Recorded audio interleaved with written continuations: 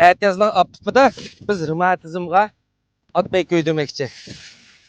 Atmayımız mana, onu to'g'rab, qozonni ko'ydirib, materiallar aralashtirib, sirtda ishlatilgan may chiqarmoqchi. Qozonni esib olamiz.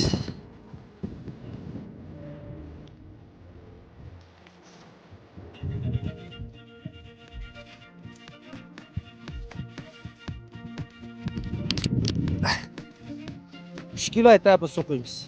Su qo'yishdagi maqsad temperaturani belki yuqorilab ketmasligi. Temperaturani normal darajada 100 dan tuvan temperatura saqlash uchun. Hamda uya o'ynaydigan yerimiz keldi. May to'g'rab tayyor qilib oldik. Qoznimizmi to'shab ketdi.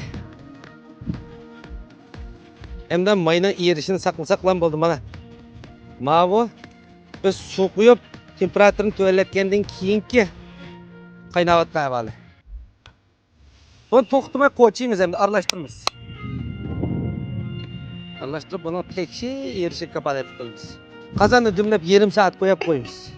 Ma alyumin qozonni bir yaxshi birinchi g'azab qilin. Fulaysini bek yaxshi, bek teksh pishalaydi ekan. Endi meni alyumin qozon ishlatishimda bu ostida o'tqalsak ham yer taqizitga men tutulmaydi hozir. Ham yeri tekshi yerikmi asherga oshib qoldim bu qozonni. Hammaga oila ishiga birdan mushtaq qozonni elib ishlatishni men tavsiya qilaman. Bu qozonni bir nap qo'ysak, kim degan 20 yil yetib qolar. May chiqichoq orliqda birdan leylak pishirib qo'shdilar.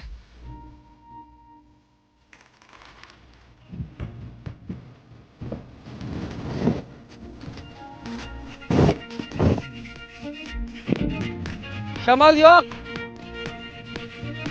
Shamol ancha chiqmayapti. Bo'zma pulim 5000 metrlik yeb.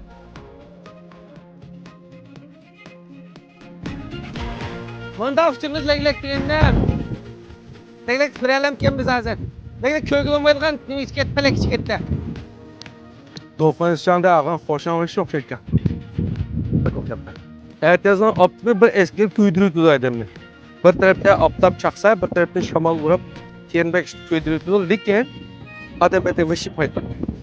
Mana o'sha xudoy odamlar chapmaydi, oqishmaq odamni qabul qilib qo'ydilar. O'sha May asas jihatdan tayyorlashga başladı. Chigideklarimiz bor bana. Leylab bo'ldi.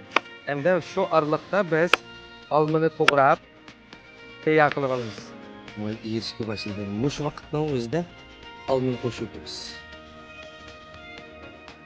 Hem buna aralashtirilgan materiallarimiz birinchisi belincha, ikkinchisi shisho. Mavzular ye. Mavsumu deydigan bir xil yig'ishtirilgan material. Biz ishlatayotgan materialning hammasi asli retsept bo'yicha chiqaryapmiz. Amaliy shu peslik moslashtiruvga asosida ishlatib beryapmiz. Sirtidan chopadigan zimatlar, qonni qizdirgan, badanga shu bearamchilikni oladigan materialning hammasini bo'lib oldik.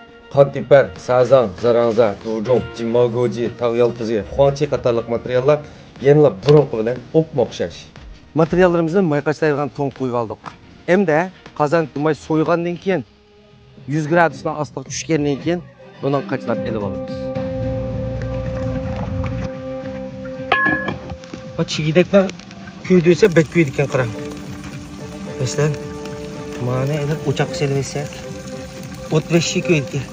Lekin qozon qardab ketdi. Bu holatda endi 16 kundan 18 kungacha 60 graduslik temperaturada ashxam materialning quvvatini mayga chiqarish bosqichi. 20 kuni bo'lgan chig'ida andan har biringlarning qo'liga yetkazishga balda so'ngak o'sgan, tizlardan qaras-qaras ovoz chiqayotgan, reumatizmning sababidan putqo'llari kechida og'riyotgan, shakllari o'zgarib ketganlar sirtida ishlatishga intayin mos keldi.